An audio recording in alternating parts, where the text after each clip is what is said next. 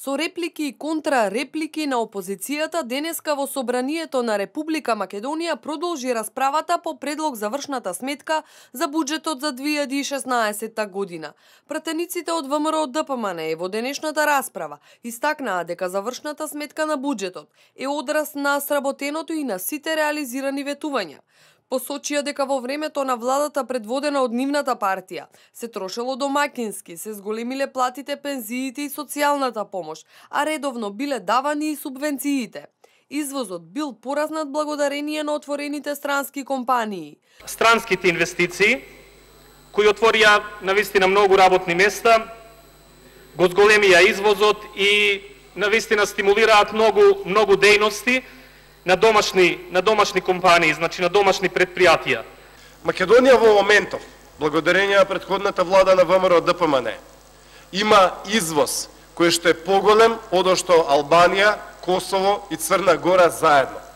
Албанија со речиси 3 милиони жители, Косово со речиси 2 милиони жители, Црна Гора со речиси 700.000 жители. Ако ги соберете на куп, зборуваме за некаде околу 5,5 милиони жители. Втората тема да ја загатните, тоа е задолжувањето на оваа власт, кој што пред да дојде на власт, полни усти и беа дека ВМРО ДПМН енормно се задолжува, а само во рок од месец и пол има задолжено нашата држава повеќе од 60 милиони евра. Денеска за збор нема пријавено ниту еден пратеник од СДСМ.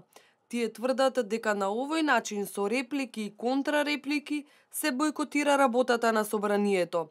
На вчерашната расправа посочија дека претходната влада, предводена од ВМРО ДПМН, не водела сметка за подобар и подостоинствен живот на граѓаните.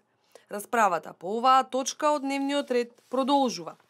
Инаку по завршната сметка за буџетот, собраниската расправа за ребалансот на буџетот стартува во понеделник во Комисијата за финансирање и буџет. А пратеничките групи имаа рок до денеска да поднесат амандмани. Според информациите, досега имало поднесено околу 1000 амандмани. Најголем дел од нив ги поднела ВМРО ДПМН, а само неколку ДУИ.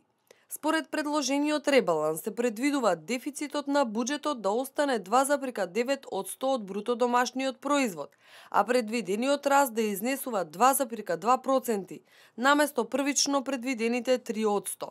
Предвидено е кратење на расходите од 48,7 милиони евра и на капиталните инвестиции за исто толку, а предвидено е да се реализираат сите веќе започнати инфраструктурни проекти.